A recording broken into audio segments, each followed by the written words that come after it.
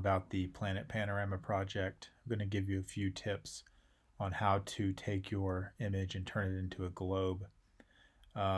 This is an image that I took behind the Fincher, and you can start with a panorama photo of your own. Most phones will take panoramas, and you can also stitch together photos if you want to do it that way, if you have a DSLR or really any sort of camera at all. This is probably the equivalent of about 6, maybe 5 or 6 different photos. If you could look at the mouse and see where I'm moving along the top of the image, you want to get as much sky along the top of the image as possible. So I've got a little bit of clipping up there with the trees. You also really want to even ground within your image. So I've got mostly grass. My shadow is in there, but mostly grass of fairly even lighting. That's going to give you a better planet panorama image once you wrap this thing together. So let's get started. One thing that you may want to get used to is if you can see my mouse move around this navigator here.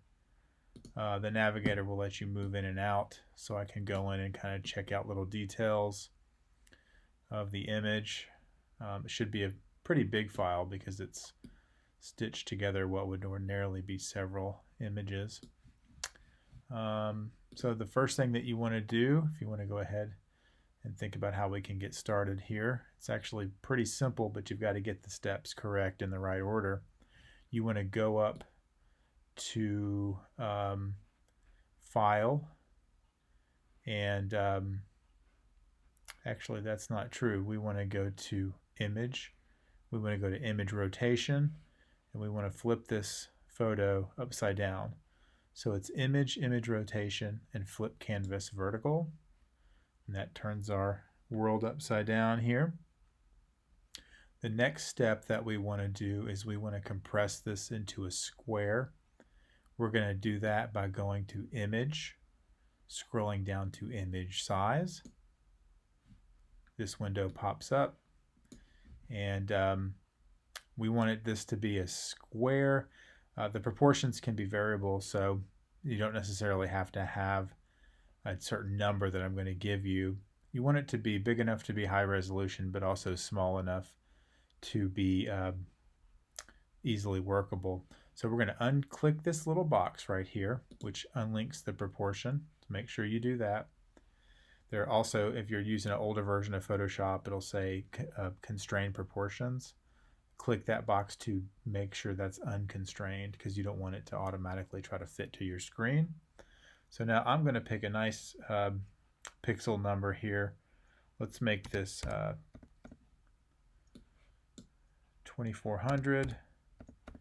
Both the width and height are 2400 pixels. Click OK. Now, of course, it's going to look real strange at first because here's my image. And it's we've turned it upside down and we've compressed it together. Okay, the next step is the crucial one. You're going to go to your filters. You're going to scroll to distort, and then you're going to roll over to polar coordinates. This little window is going to pop up. You can zoom out if you want to see a preview. We're going to click OK. And now we have our image that's been converted into a planet panorama. Okay, so certain elements are really nice about this image.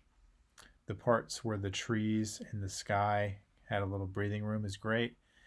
The parts that I predicted where the tree clipped on the top of the image are being stretched out. We're going to have to fix that. And then, of course, we've got this little line right down the middle, which is problematic. Doesn't look very good. So we're going to clean that up using the clone stamp.